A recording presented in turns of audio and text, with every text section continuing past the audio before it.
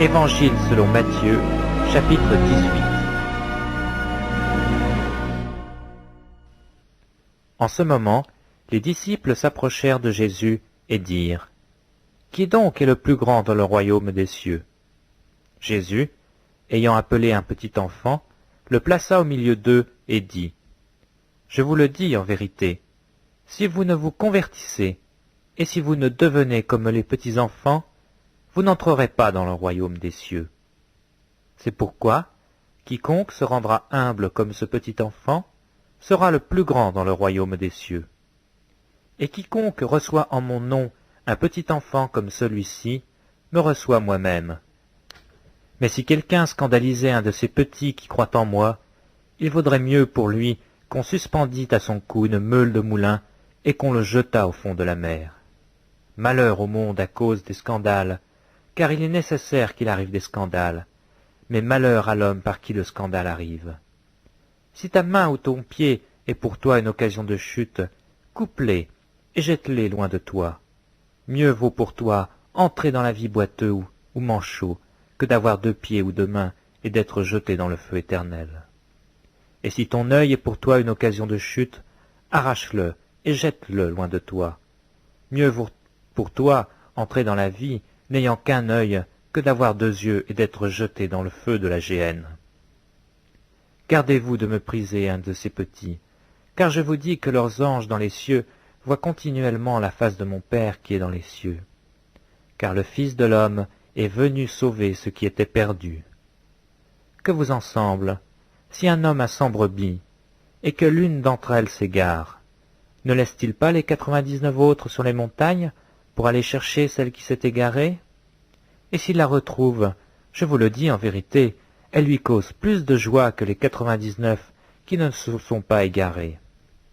De même, ce n'est pas la volonté de votre Père qui est dans les cieux qu'il se perde un seul de ses petits.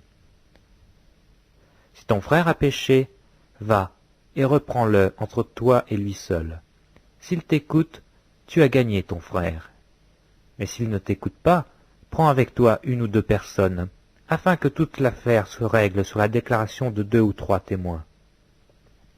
S'il refuse de les écouter, dis-le à l'Église. Et s'il refuse aussi d'écouter l'Église, qu'il soit pour toi comme un païen et un publicain. Je vous le dis en vérité, tout ce que vous lirez sur la terre sera lié dans le ciel, et tout ce que vous délierez sur la terre sera délié dans le ciel.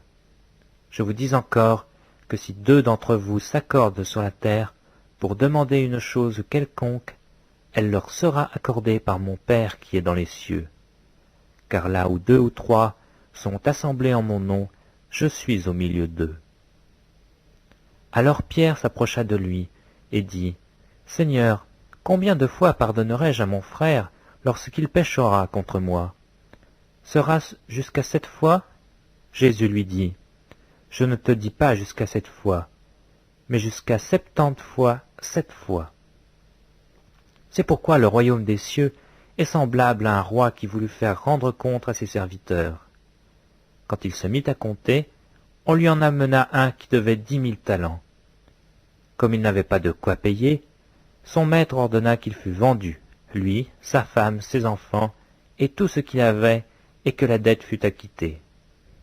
Le serviteur, se jetant à terre, se prosterna devant lui et dit : « Seigneur, aie patience envers moi, et je te payerai tout. » Ému de compassion, le maître de ce serviteur le laissa aller, et lui remit la dette.